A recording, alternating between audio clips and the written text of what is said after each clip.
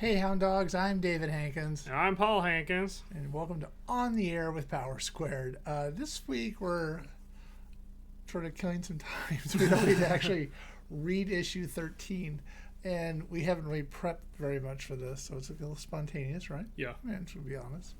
So, and we're not going to do voices and all that kind of stuff, so we're not going to, No. if we read a woman's part, we're not going to raise her voice or anything like that. Right.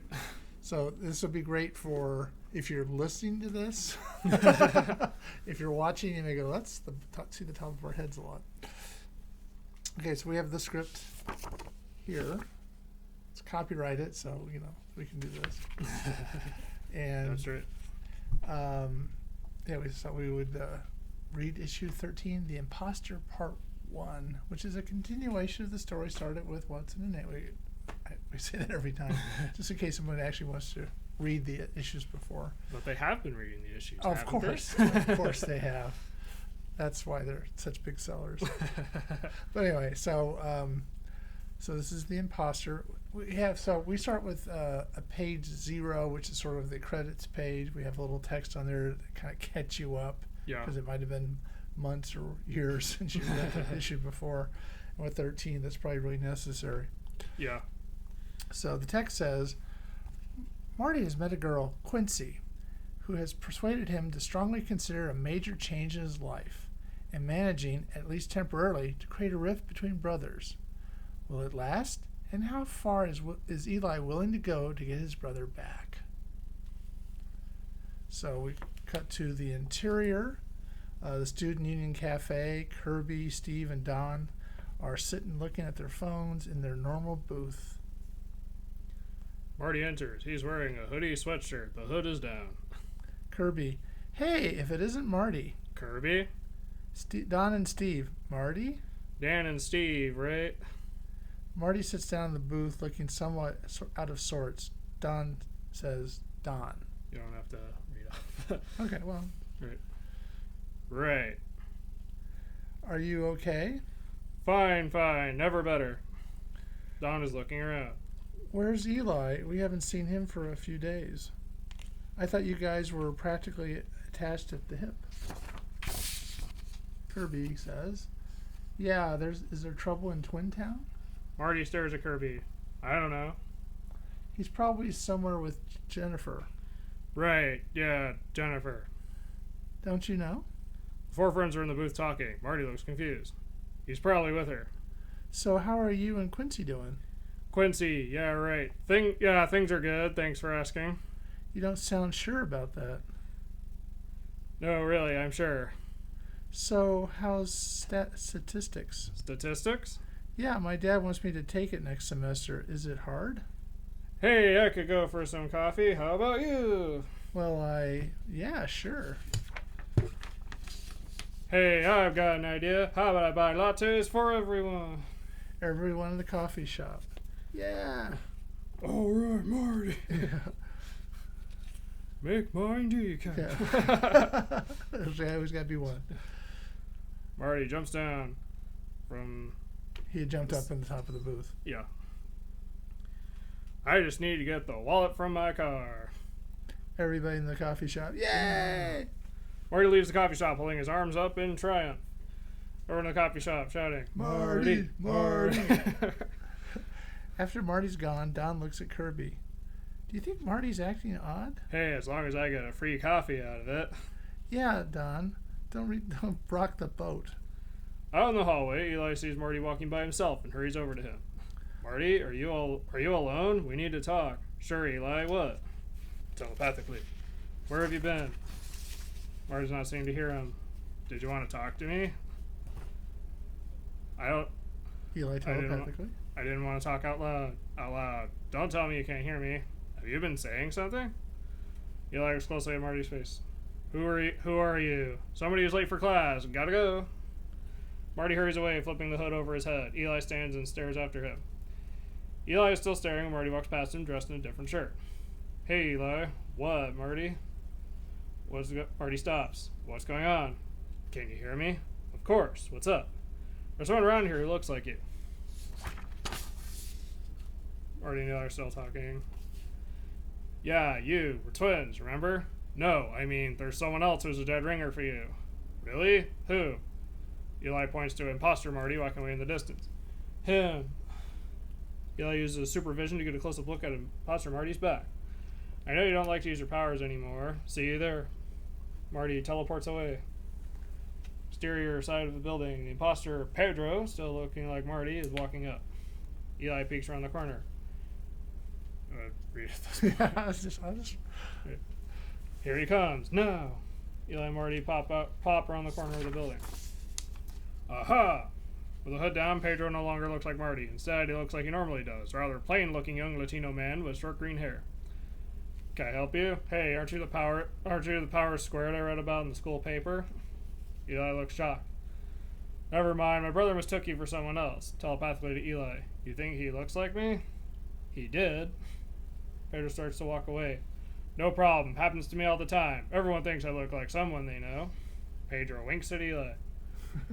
Eli and Marty started to walk back to where they started. Did you see that? What? He winked at me. Winked? Or did Eli continue to walk and talk on their way back to the coffee shop? It was like he was letting me in on a joke. Really? You got that from a wink? You gotta believe me. Continuation of the action. On the walk, people appear to recognize them, but no one approaches them. Yeah, at this point, I think you should take over for Eli. Okay, sure. It's fine. It's the powers, Eli. They play with your mind. What? Who told you that? No one. You told Quincy, didn't you? No, of course not. We agreed not to tell anyone. But she convinced you to tell her anyway, didn't she? What's that supposed to mean? I don't like her, Marty. Why not? She's not good for you. You mean she's no good for us? She's just what the doctor ordered for me. There's more to life than sex, Marty. You're changing the subject.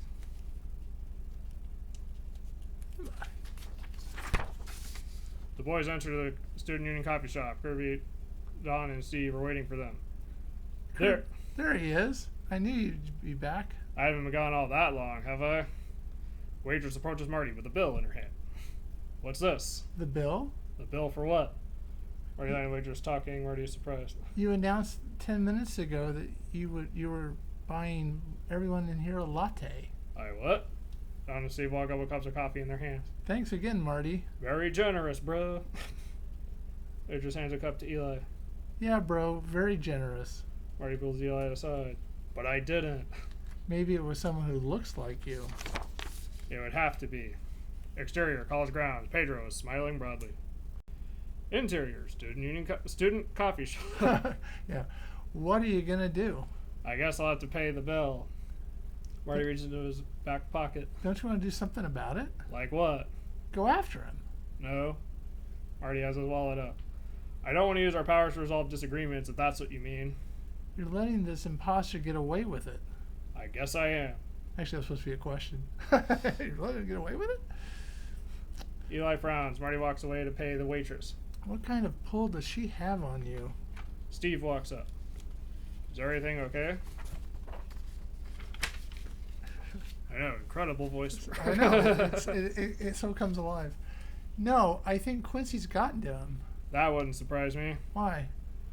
Remember that dance I said we went to together? That was her idea. She didn't want to go alone, so she persuaded me to take her. How? I don't know. It's her eyes, I think. She always has a way about her. You know she's tetrachromatic.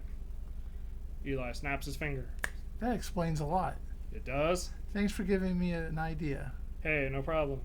Eli walks away, leaving Steve standing there. Then Eli walks into the hallway and enters the classroom. Relieved to be alone, Eli walks up to the whiteboard and starts to draw the Napoleon theorem. Yeah, which is... for you watching, looks like this. And as we all know, is a portal. Professor Theorem appears through the diagram.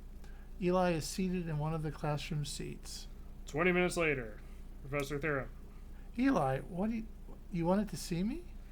I need your help. The professor takes a look around the room as Eli approaches her.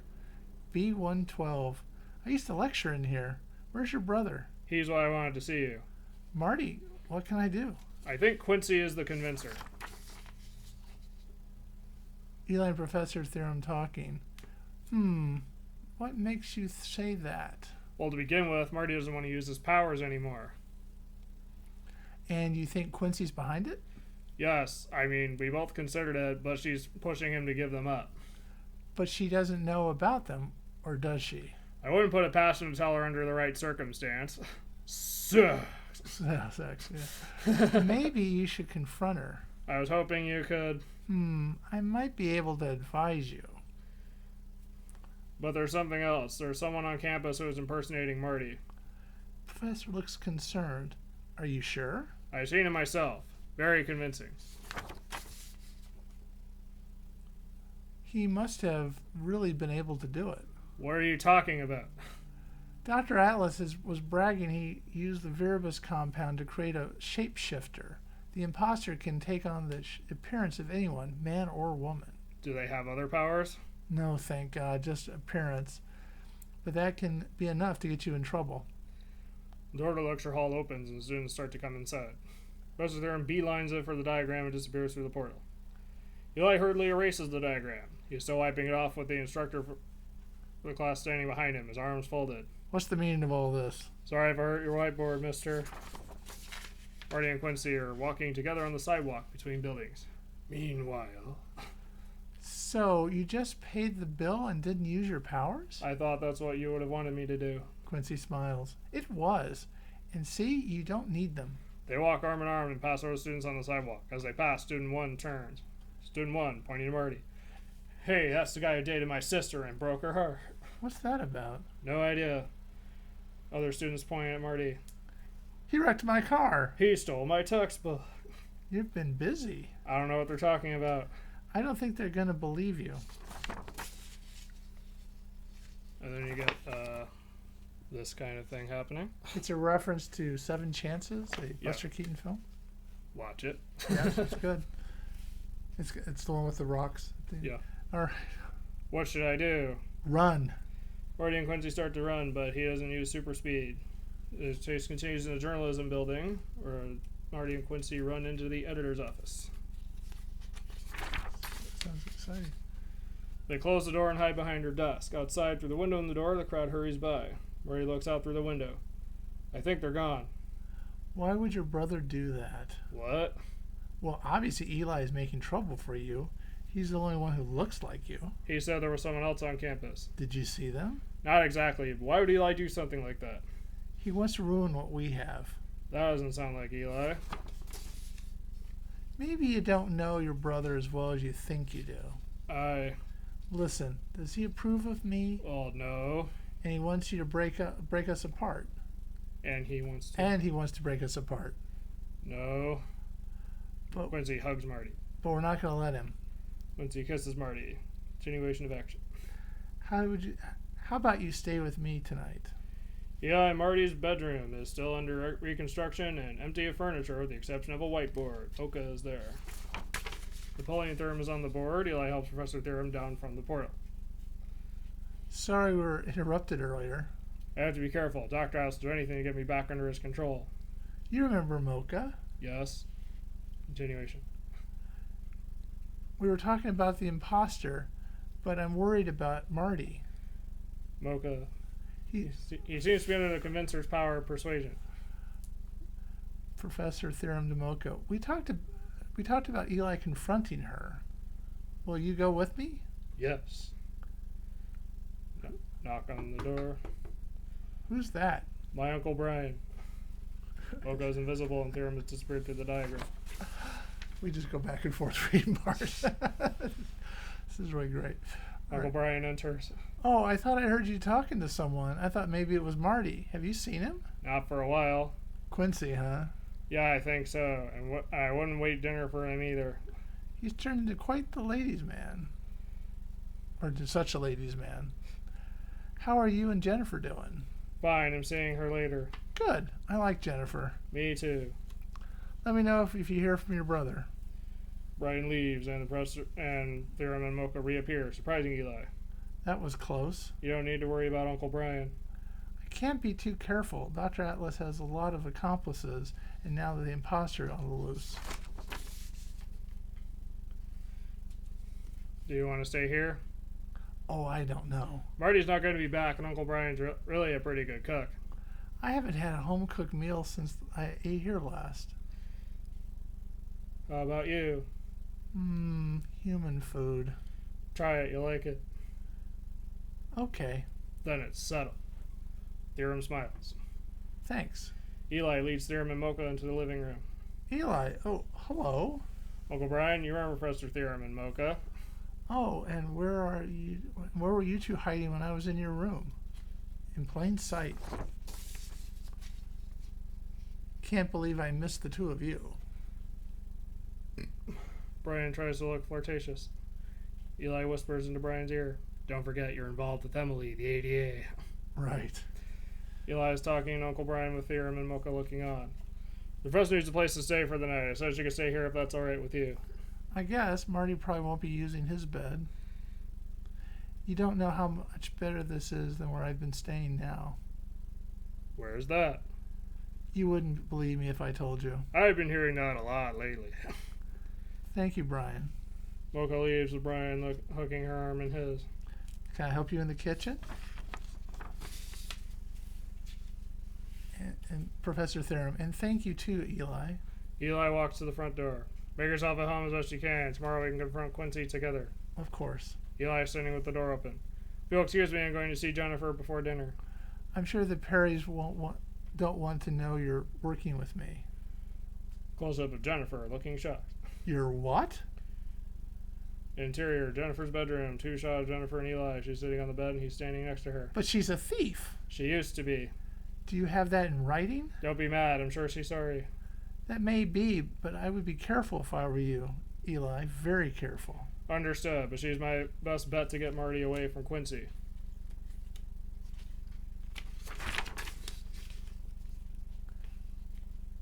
What do you have against Quincy anyway? She's messing with Marty's mind. How? She's using sex to start with. Jennifer leans over. You mean like this? Then they kiss, and Eli breaks it off. Yeah, like that. Eli kisses Jennifer. Then, post-sex. Yes. A whatever. I didn't expect that to happen. Me neither. Can you stay for dinner? I hate to say this, I'm supposed to be home for dinner. We got guests that I invited. Do you want to come? I can't. I've got a lot of homework. I hate to run. I understand. It was spur of the moment. I'm lucky to have you. I feel the same way about you, Eli. Eli is fully dressed, halfway out the door. I gotta run. Good luck tomorrow. Thanks, I'm gonna need it. To be continued. That was scintillating, huh? Well, anyway, so that is the script for issue 13. Yes. Sort of. Sort of, yeah. Yeah, we kind of. And it's better when you actually see the characters say the words than us reading it. And we kind of went back and forth on characters. But hey, it's all in the spirit of fun. So tomorrow is Free Comic Book Day. Yes. And we're going to have a special What's in My Bag Yes. at 11 o'clock Pacific time. And we're going to have a special guest. Yes. Rachel Wells, the artist, who actually makes this look better than we do saying it. She's going to go to her local comic book store, and we're going to pair what's in the bags. Yeah. What did we pick? And then a week from Saturday, we're going to talk about what we read. Yes. So it gives everybody a week to read 2 or 3 comic books. Yeah. Right. And then next Friday the 13th, is our monthly team meeting with Julia and Rachel and Trevor. So we'll spend a lot of time with Rachel this this month. But that's fine. And then anyway, so that's kind of what we got. Yeah. All right. So if you're watching this on YouTube later and you want to see more stuff like this, leave a like and subscribe and consider ringing that bell. All right. So until next time, I'm David Hankins. I'm Paul Hankins. And you've been on the air with Power Squared.